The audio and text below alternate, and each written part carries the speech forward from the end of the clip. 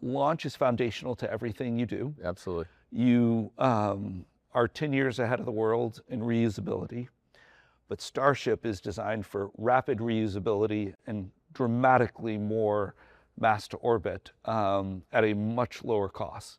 So can you just talk about launch, how important it is, and then Starship in the context of that? Yeah, I think launch, if you're going to be a space company, I tell people it's hard to be a space company and not have assured access to space. And so we started out making sure that we had launch nailed down.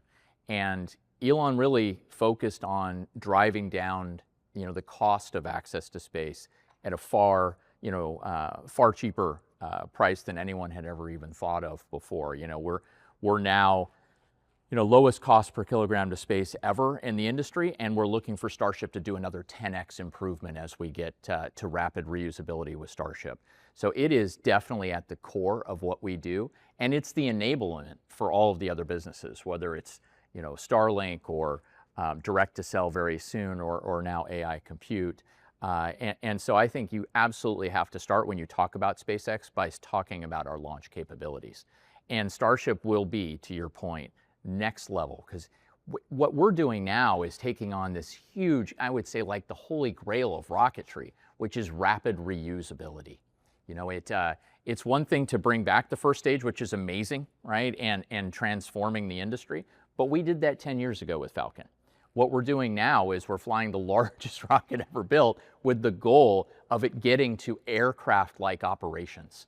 And that is a completely different dynamic, but I think that's what it will take to be that catalyst for the whole space industry related to kind of turning the 2030s into something that we had expected when we were kids, related to the space industry.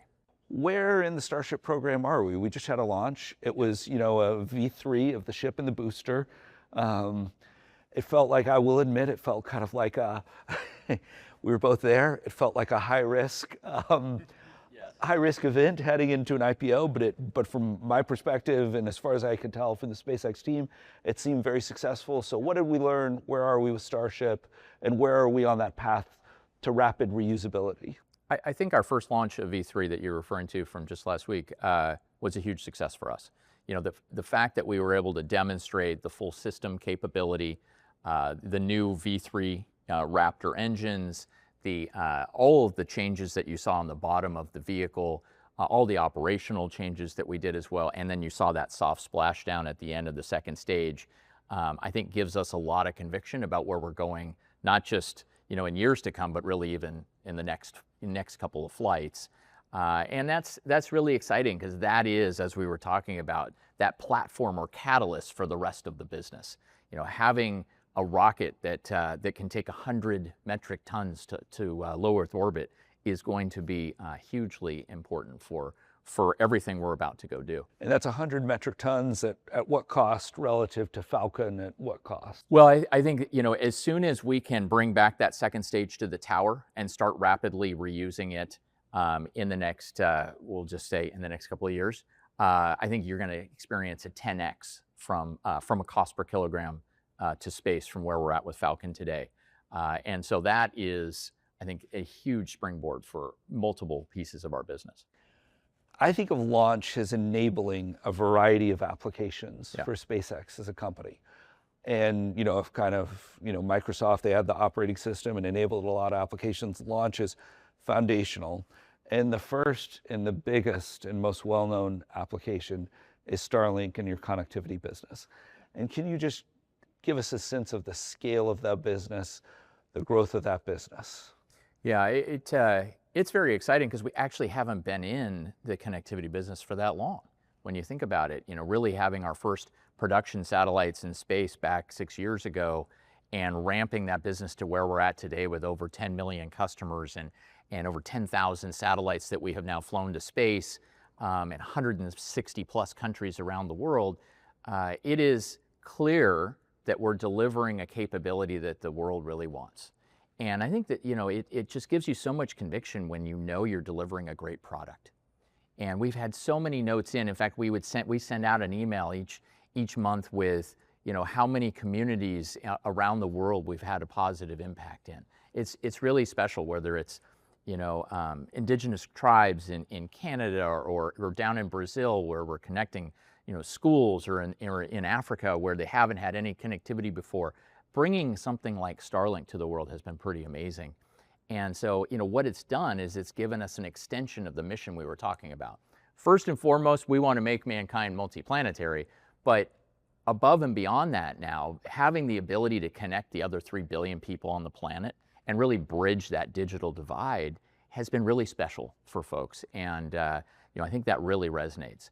But yes, I agree, Starlink was that first piece of the business, and I think that 10 million customers can become hundreds of millions of customers around the world in time, because of the fact that it's so much more efficient to deliver to so many different locations from space than it is terrestrially. And so we're just heading down that path right now. And we're incredibly vertically integrated related to it. So I think, we end up being a little bit of the blockers now become our own capabilities, which is great. That's exactly the way we want it. But what Starlink also was it was, I would say, that catalyst for the Falcon business to really ramp up operationally. Because, if you don't have payloads kind of lining up, then you don't really have a reason to go from 10 launches to 22. We launched 165 times last year with our Falcon vehicles. And what we would do is we bring multiple stacks of Starlink, satellites to the launch site, such that when there's an opening between launches of third-party satellites, we can then, okay, we're going to take that slot for Starlink. And so now, as you go into our next phase with Starship, I think we have another catalyst like that. And above and beyond Starlink now, we're going to have AI compute satellites. Absolutely, 100%. And I'm super excited to talk about AI compute. But I do think it is Starlink. I'd love to just double click there because I am a former telecom analyst, so it is near and dear to my heart. Yes. And just some observations that come to mind for me. One, people have forgotten how big the telecom markets are. Let's just call it round numbers, 800 billion for kind of, internet access, 800 billion for, cellular connectivity. So $1.6 trillion market, plus or minus, to within the nearest 200 billion. And what really strikes me as a student of the telecom industry is there's never actually been a differentiated or disruptive product in telecom before, because everybody has access to the same towers, broadly speaking, the same rights of way and the same equipment. The products end up being very similar. And this was true for local telephony, it was true for long distance, it's true for cellular. I am a very serious video gamer. I'm not very good, but I play video games the way a lot of my peers play golf. You and my boss. But I am, I take it very seriously. Yeah. And my grandfather used to say that age and treachery will always triumph over youth and skill. And in video game terms, that means having the best GPU and the best connectivity. Sure. At every location I've been to, Starlink is better. It is faster, and it is lower latency. And I think latency is a very important point for the user experience. So can you just talk about how this product differentiation is going to help you go from 10 million to 100 million to hundreds of millions? Yeah, I think, it's pretty funny because it's, for sure, we'll talk about broadband in a minute, but especially if you think about the direct-to-device that we're going to ramp, right? Our next generation of direct-to-cell or direct-to-device will be 5G quality, right, in the next 2 years. We're about to bring something that's pretty, unique, to say the least, and something I think anyone would want, which is to go anywhere with your phone, have global roaming, be out in the middle of the desert on the highest mountain, and not have dead zones. I mean, these are pretty special things that I think people would want and probably pay extra for, but especially if it's the same price. So I think we are very excited about bringing a very differentiated product to the market. Again, it feels great when you're bringing a product, I think, that's great for everybody. It's also going to be great for disaster recovery and when there are emergencies, the fact that the network doesn't go down and you don't have to worry about the tower being out.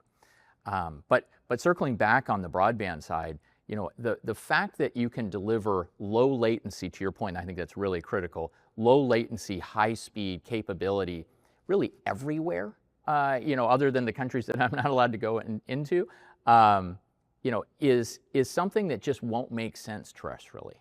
And so I think it will become harder and harder to justify many of the deployments on a terrestrial perspective because Starlink now exists.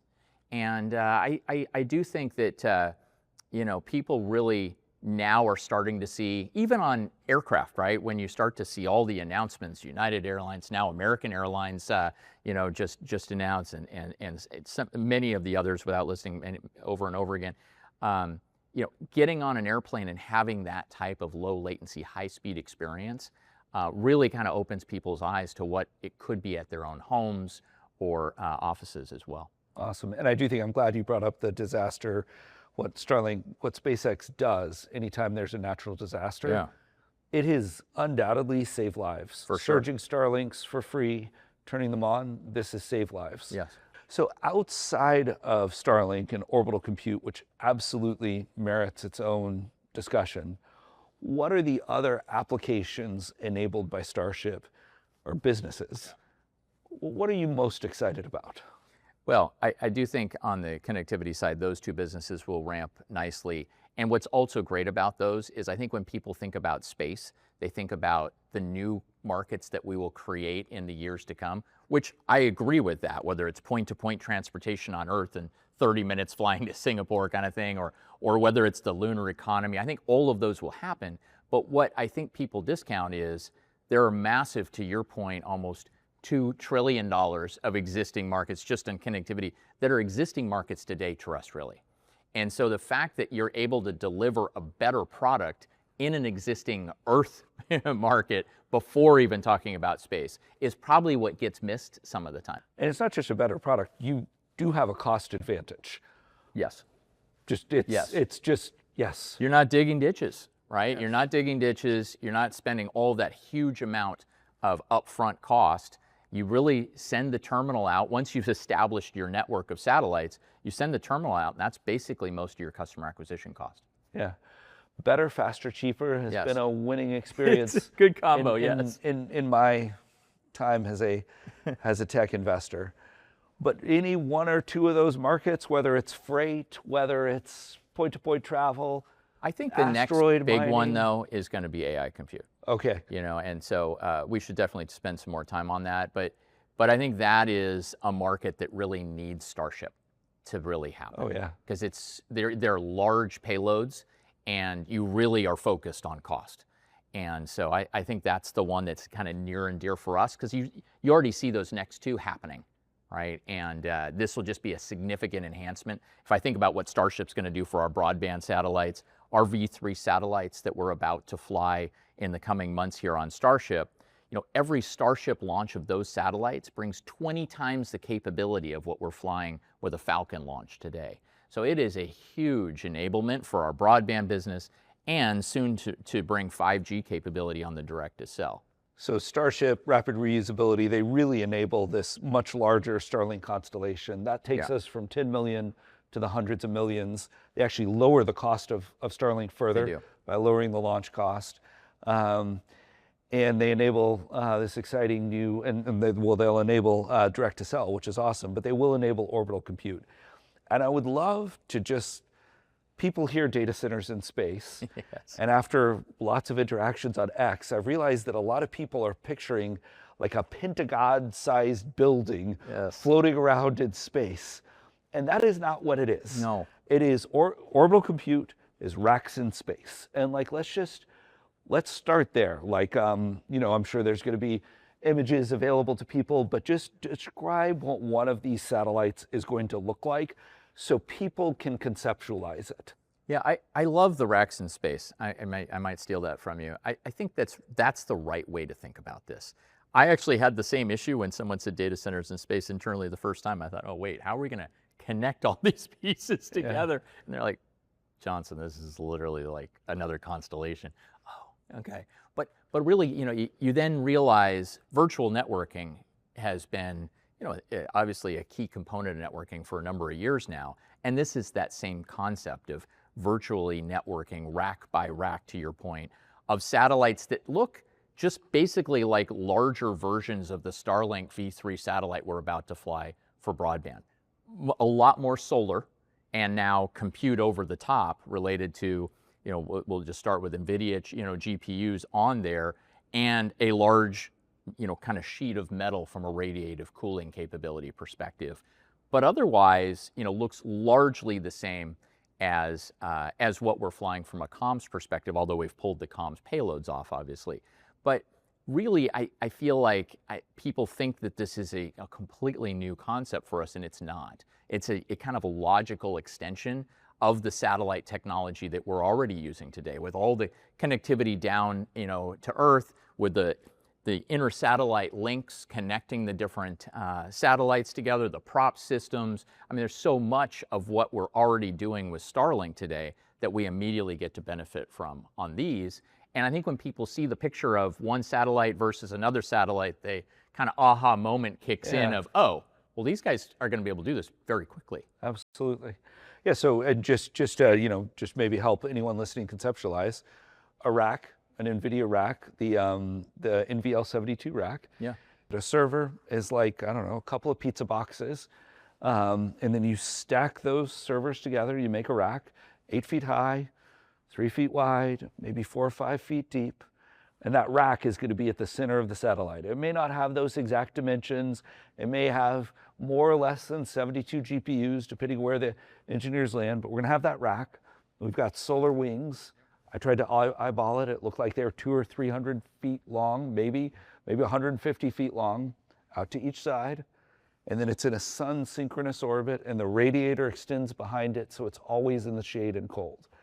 And so let's talk about what that design enables, what advantages that enables from a first principles perspective from orbital compute around power, around cooling, around cost, around latency back to Earth. Yeah, it's funny. So I agree on all four, and the one that I think maybe start with is regulatory, right? The fact that people are already having concerns about, I don't want this data center in my backyard, is clearly a trend, a little bit concerning trend. And so the fact that we can bring a clean energy, good for everybody type solution by just sending these up and being powered entirely off the power of the sun is pretty amazing. The fact that the solar cells are in space and get roughly 5 times, if not more, energy per cell than they get terrestrially, because they don't have to deal with going through the Earth's atmosphere, and they're in sun sync where the sun is on those cells 24 hours a day. And the fact that you can make them cheaper because you don't need the protection, the glass protection on these cells, because there's no, environmental issues when you're up in vacuum. You start to see these first principles kicking in on the power significantly. And from a cooling perspective, which is one of the more challenging things already to deal with on the terrestrial side. If you walk in one of our data centers, all that liquid cooling and all the plumbing that we've had to do, and really engineering around that to really figure out innovatively how to do that, becomes very straightforward. Radiative cooling, simply kind of extending the radiative cooling solutions that we're doing with Starlink, and now doing it with AI compute. And then obviously no land lease, right, to deal with. And so really it then becomes your cost is your satellite and your launch. And I look at it at being a tech person, because I was semiconductors before space. You kind of have those cost curves traditionally that you would have, right? And as you ramp up in volume and time, your costs go down, and you're benefiting from Moore's law, or maybe soon a different type of Moore's law. But if you look at the satellite, most of the cost is silicon, right? And so we're ramping up factories, and we're benefiting from silicon, cost reductions, process node to process node. So our costs are going to go down over the next few years. If you look at the terrestrial solutions, the curve is going the other direction, right? Everything's getting more expensive, right? The way you're doing the cooling, power bills are not going down, and land/regulatory is getting more and more challenging.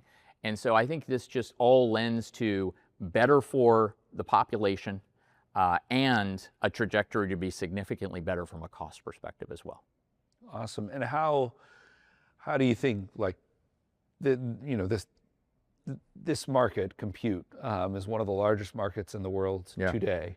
How do you think about the size of that market, when you will enter it, and we'll talk about terrestrial compute, but when you will enter kind of like begin to have orbital compute working, and you know, maybe a range, you know, this is really hard stuff. Yes, it is. In fact, my engineers, they've heard me explain where it's you know, kind of a logical transition, and we've done most of the pieces of this already. They say, you gotta make sure people understand there's a lot of work still to do. I said, I understand that. You know, I think, and some of that is actually scaling this. You know, scaling to the numbers that we're talking about, such that you can put up gigawatts a year into space, is a very hard challenge. And we have just been able to demonstrate scale, whether it's launch scale or whether it's flying and building ourselves thousands of satellites a year. And that is definitely going to be one of the challenges here again that you know, that we deal with here. But certainly, you know, we're going to be able to demonstrate capabilities as soon as next year. And so, you know, it is near. And I think the ones that say, we believe, like if you list kind of the people that are supporting, you know, orbital compute solutions at this point, it's basically a who's who of the tech/AI industry. I won't list other people's names, but certainly Elon Musk being at the top of that list, right? But I think they think that it's a lot further away because you can't do it without launch, right? Without the rapid reusable launch that Starship is going to provide. I will ask Grok a question, Grok being SpaceX's AI, general purpose AI. I'll ask Grok a question. The inference will happen on an orbital compute satellite and come down via Starlink direct to cell to my cell phone. And it will be amazing. What a moment will, yes. I mean, and whenever it happens, yeah. like that I will personally find that very exciting. I completely agree with you, yes. And then can we just kind of like conceptualize the scale of this? Because I think, you know, people, megawatts, gigawatts, yes. You know, like I think there's maybe a few now, but there's only a few gigawatt scale data centers here on planet Earth today. I know of one in Memphis. Yeah, you yes. operate one of them. Yes. We've been to it together. But like, give us the sense of the scale of a gigawatt data center and how much power that is relative to the, you know, I think a single Blackwell rack consumes the power of 100 American homes, and we're putting in a gigawatt scale data center, you know, hundreds of these racks together and stitching them together. So just what does it mean, gigawatts of orbital compute per year? And I don't think your boss is going to be satisfied at gigawatts. He is not, nor am I. And I think that's why you see us spending so much time to get Starship to rapid reuse. Right now, with the existing first iteration of our satellite in our V3 version of Starship we just flew, it's roughly 200 launches for every gigawatt that we put up. And I would just emphasize that's first gen of the satellite and the rocket. And so we are just starting down this path. But even at that point, we're capacitizing for thousands of launches a year right now. And you know, you see the two, you know, launch towers and pads in South Texas. You see the first one almost done at Cape Canaveral and the second one on its way with Launch Complex 37 within the next year. And so those first 4 towers alone, you know, kind of give you that initial path, and we've got other locations that we're starting to talk about too. And so I think that is critical to start down the path of having that capacitization as the rocket itself starts to ramp. Awesome. I would love to talk, before we talk about your AI business, Jensen said that bringing Colossus 1, which was the largest coherent cluster of hoppers in the world, online in 122 days, and these are Jensen's words, was superhuman, and that he thought only Elon could have done it. Elon and the talented team that works with him. And I would just love to hear from you. What is it like working for Elon, and how does Elon being so involved in the engineering, plus this incredible sense of mission, play into the talent of the company? Why could XAI, now part of SpaceX, do something. Like I vividly remember, you know, a lot of people thought it was impossible and that it couldn't be done and it wasn't being exaggerated. And I think it wasn't until Jensen said that people believed it had been done because it seemed so implausible. So just talk about working for Elon and the talent and. Yeah, I mean, I've got 15 years working for him. It's always special. It's one of the reasons I'm still here, to be honest with you. He creates a culture where, you know, like we talked about, where, you know, you set out with these, what initially look like audacious goals, and then step by step, you realize that you're marching towards something that is absolutely achievable. You know, the schedules themselves, are sometimes challenging to make, you know, as far as the initial schedule. But what's amazing is he does everything that he sets out to do. And I think that's the key here is, you know, in fact, if I think about, you know, going to Mars, for example, when I first got here in 2011, 15 years ago, people would be kind of like rolling their eyes when we talk about Mars, you know, and being a multiplanetary species. Nowadays, when we say that, literally the response is what year?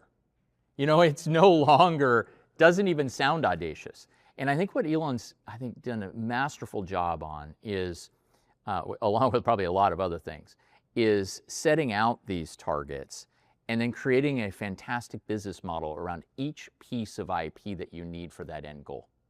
You know, it reminded me of back when I was at Broadcom, we would go in and we would want to do a new SoC, and if we were missing pieces of IP, we would do an acquisition, right? And you grab those pieces in because you wanted to win the next socket at wherever, Apple or something. And here, you know, if we need the next piece of IP, we're doing it organically for sure, but it was, we got to get to orbit, then we need reusable rockets, then we need heavy lift with Falcon Heavy and now Starship. We want manned carriage, right? So now Dragon and now Starship. And then we need comms in space. And so you kind of go step by step by step, and then you need rapid reusable launch. And once you have that, you get to the point, if you're flying thousands of times a year, when a Mars window opens, you have a fleet of vehicles that you're ready to launch to for that month or so. And then you're back to your operational cadence again, right? Because it's every 2 years. And you didn't really have to have a crazy investment to make that capability happen anymore. And now it's, hey, let's get the lunar economy going. Let's learn what it is to live, you know, in space, knowing that we're going to want those capabilities, you know, for the moon and then Mars as well. And so I think that kind of step at a time has kind of removed any concerns that people initially had of how are you going to raise all this money for something, and, you know, what's the business model around multiplanetary, you know, species in you know, and now people don't worry about that. And so we all get to stay here focused on the mission, and yet the business model itself is pretty amazing. And I think you start to see that same dynamic happening with AI, where we're going to leverage this capability. It's going to ramp up our launch capability along the way. I think it's going to absolutely give us an extension to our mission related to bringing, you know, the human consciousness off planet, right, and preserving that consciousness in space. And yet it's, you know, a great business model for us step by step. Just, you know, double clicking on the talent and the engineering environment that Elon creates. Yeah. That goes into making each one of these pieces of the business, you know, IP around it. But, you know, each element of Starship, each element of Starlink is kind of, you know, to me, there's many interesting pieces of engineering. But like what I always think about, and just in terms of, you know, just kind of making sure everyone understands the culture of SpaceX is, you know, my understanding is Elon works on whatever's in the critical path, whatever the hardest problem is, directly with the engineers. He does. So we have a mission, make humanity multiplanetary. We have other AI missions that we'll talk about. So this is really exciting. We get the world's best engineers. And then my observation is, I think an underappreciated part of what Elon does is, to me, if I talk to any engineer, one of their favorite times in life was that like college engineering course where they were assigned on a team and they had to build like a remote controlled drone or a race car, and they worked all night. And it feels to me like that is what Elon creates for these exceptional engineers that are brought in by the mission. And just, I don't know what you would know better than me, but I believe at one point the Raptor engine was like the critical Yes. gating factor. Yes.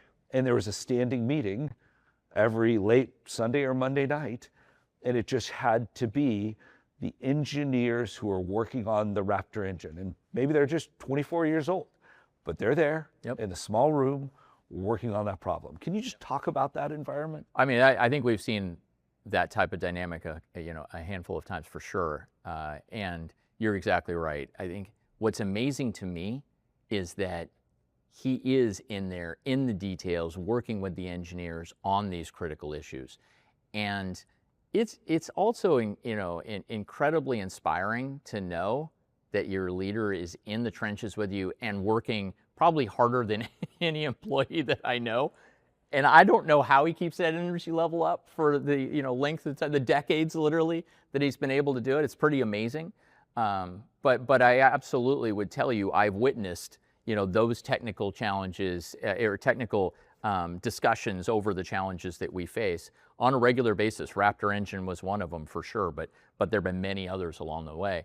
And he's going toe to toe with the technical leaders on those items, and it's just incredibly inspiring.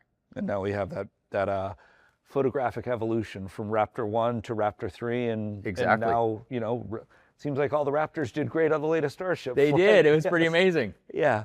But so if the first mission that SpaceX started with was make humanity multiplanetary, I think it now has other missions. Yeah. Because you acquired XAI, whose mission was maximally truth-seeking AI. XAI had X, which is dedicated to free speech. And I think these missions resonate with people. And then maybe these all come together and I've heard expanding the light cone of consciousness, bringing the light of consciousness to the stars. This is kind of the overarching mission now that ties them all together. So I would just love, I would love to hear from you, Brett, how you think about the AI business, and then, we'll riff on some of it. Listen, I appreciate it. I think that, going into the AI business has a couple of different, incredibly rewarding elements. Certainly there's a financial opportunity, and there's the opportunity to give us the reason to really ramp up to thousands of launches from a financial perspective. But I think it's also critical that we have the ability to make sure that, the AI model that people start to really rely upon is a truth-seeking model. And so having the content, the real live content from X, integrated into our solution, I think is important to us, and I think will, in the end, be a huge differentiator related to our AI solutions. Awesome. Well, let's talk about the business. And the first part of the business that I think is probably most accessible to people is Grok. We've got Grok. We have an enterprise API business. We now have Grok Build. Yep. Which puts a harness around it. We have terrestrial compute here on Earth, and let's walk through each of them. Well, it's probably not a surprise that we have a very diversified AI business, because we've done the same thing with our other businesses. If I think back to our space business, the fact that we launch, commercial missions and Space Force missions and NASA missions, really gives us diversification. And then you look at connectivity with broadband and direct to cell, and the fact within broadband, we didn't even talk about enterprise and government, but that's certainly a big piece of our broadband business as well. And so now you talk about AI, and again, a very diversified business. Certainly, hosting others was a key item that we talked about related to event, in the next couple of years with orbital compute. But there's nothing better to prove out that business model than demonstrating it right now with the Anthropic deal that we announced. We can do that right now with our terrestrial data centers. So certainly hosting others, as well as building our own model, both enterprise and consumer, to your point. Certainly on the consumer side, the differentiation of our real-time data from X is huge. By the way, even X, I think we can do far better related to the optimization of the ads engine. We're investing in that technology right now. And you saw us not be happy with where we were at on the enterprise solution, on the coding specifically. And so we went out and did the deal with Cursor and brought in one of the industry leading solutions even on that front to move us faster and bring in all of that enterprise data. So I think in all of those areas, you're seeing huge strides already. But what I also love is that it's now SpaceX AI. If you go up there at Palo Alto, it is SpaceX. And you feel it already, you're seeing the impact of that, bringing, our DNA and integrating the two companies as fast as possible has been really special. And I think you're just in the early days of seeing what we're going to do in AI. Yeah, I mean, just factually, the rate of product releases has accelerated significantly. I do want to kind of double click on this Anthropic deal. And with the Anthropic deal that has been signed and reported on, you're at a $3.75 billion run rate per quarter. So you are 50% larger than the company that I think of as being, just outside the top four. And so you have a top 5 AI infrastructure business by my math, and that's my napkin math. But can you just talk about that deal, what that was like, and how many more deals like that there could be, and how quickly we could bring on terrestrial compute now that we have confidence there's offtake? Yeah, I think that just there's nothing better than just demonstrating the capability, even before we get to space, that we feel like we're bringing a solution to the AI industry that's desperately needed. I think Elon was very vocal even a year ago that he felt like the constraint was going to be compute and power, and you're already seeing that. And what we have is we have these dense training clusters, which makes it really premium compute that we're able to offer folks as well. But I don't want to also give people the sense that that means we're backing off related to our own internal solutions. We're absolutely not. But the fact that we can keep our model and our solutions training and doing inference on, the bleeding edge related to GB300s in this particular case, and really monetize, the other compute in our, in our terrestrial data centers is huge. And I think you're going to see us be able to do more of that, ideally with more folks over the next whatever time period we want to give it here, even before we get to space.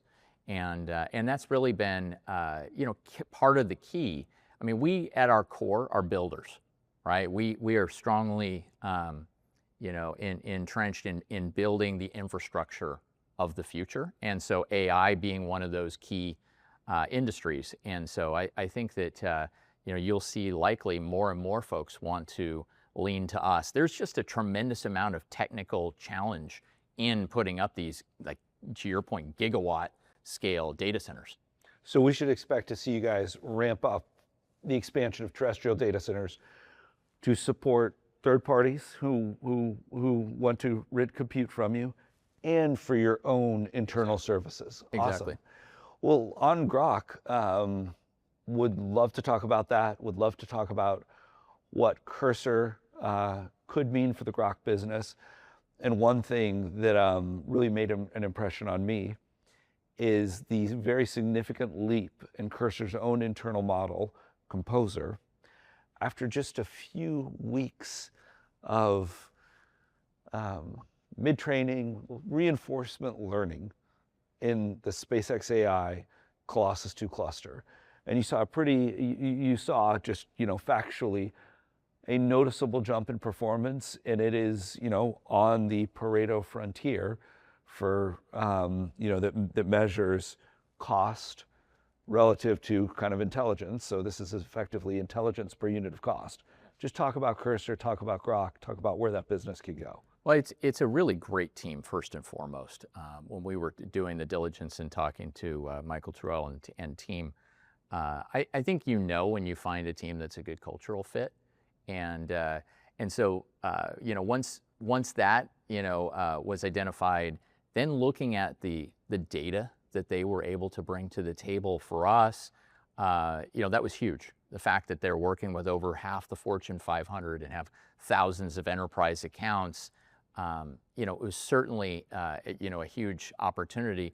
And then for them, to your point, they were starved for compute, and you saw immediately what the benefit was for their tool.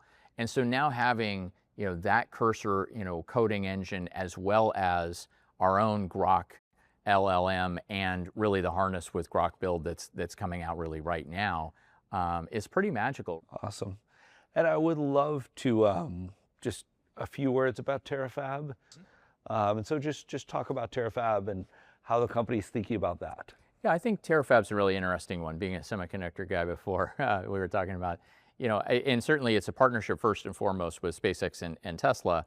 And so now bringing in, Intel into the fold is huge, right? Having, an industry leader of decades in the, in the semiconductor industry brings that know-how to the table. I look at it as if you were starting up, a foundry business from scratch, I think it would be so challenging to convince people to tape out their products to you.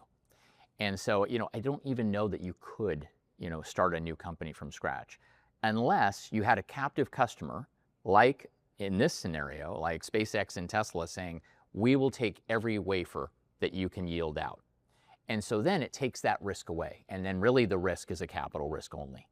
And so I also think that there are going to be some very exciting elements of having, in my view, the entrepreneur innovator of our lifetime going and challenging the requirements in a new industry again, and sitting with, the process engineers that have, 50 steps to their requirements list and, pushing on each one related to why that has to exist that way, and bringing everything under one roof and taking a completely different approach, I think will yield a pretty amazing result. And Elon's been able to demonstrate that industry after industry after industry. But what I would say is we are doing this because we're very concerned about the supply chain constraints that might exist very soon in the next handful of years related to being able to fab out anywhere else. If you look at it when you start talking about NVIDIA or, the AI 5 chip or a TPU, all of a sudden you start talking about TSMC, right? And so it isn't that you're, being able to diversify out from a supply chain perspective if you go one more layer down.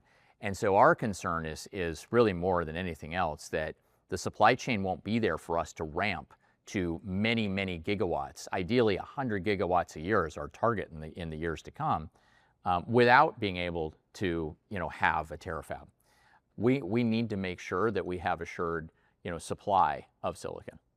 And I would just say, as an American, it's awesome to have more semiconductor manufacturing in America. It's awesome to have more manufacturing jobs here in America being created by SpaceX. And, I'm sure you and everyone are super proud of that, but it's great for the country. So thank you. Maybe last question. SpaceX has been very capital efficient over the course, of its life, but now we have Terafab, Starship, orbital compute. We're going to start putting a lot more capital both into the ground and into space in the most literal way. And can you talk about that transition? And can you talk about, how it's going to be funded? Yeah, I think that really capital allocation has been one of the bigger challenges of this job for 15 years. And what I would just say is we have a pretty good track record, right, of being able to do this. And certainly the dollars are now bigger than they have been in the past. But I also am incredibly proud of the value creation along the way that we have already been able to achieve. And I think that track record, also is something that people should consider when they're thinking about, the future for us as well. But, we really take an approach from a capital allocation similar to what you would do in a just-in-time model for manufacturing. You're looking to capacitize Starship with different towers and air separation units for the fuel and, additional hangars. And so you're looking at that. You're looking at whole new facilities for satellite builds and solar capability. And now you're looking at terrestrial data centers and orbital, orbital compute all happening at the same time. And so you really have to go map it out quarter by quarter and just not get ahead of yourselves related to, when do I need that capacity in each of these businesses? And the timing, one might think there was some sound business logic and minds at work here, because the timing does seem to work out really well with Starship starting to fly, Starlink V3, that enables, that unlocks growth and for Starlink. And growth for Starlink is cash flows because it's a cash generative business. That unlocks direct to sell, which is a new business that will presumably be high margins. And all that is coming online and ramping right when orbital compute, when we need to start putting a lot of those racks into space. That's right. That's right. I wish I could take credit for that, but that's certainly Elon. I execute on the man's incredible vision, but I agree with you. The timing is pretty magical. Well, Elon would say execution is everything, and vision is a distant. Fair enough. Distant to executions. So execution is important, but I also just think, maybe to kind of bring us home, but we have Starship launch that enables everything. We have terrestrial compute, gigawatt scale data centers. We have an AI model. We have Starlink. We have orbital compute, and we have Terafab. And all of these play into each other and work together. And can you just talk about what that enables? And just it's a lot of vertical integration. It is, and I think when people look at it from the outside, they think about all these kind of, disparate businesses, but it's actually not that at all. It is the fact that we have a launch platform that was Falcon and now is about to be Falcon and Starship that really is the enablement for every business you just listed. And so we get to just go get better and better at that core launch capability, that core, DNA of being the space business, of the world.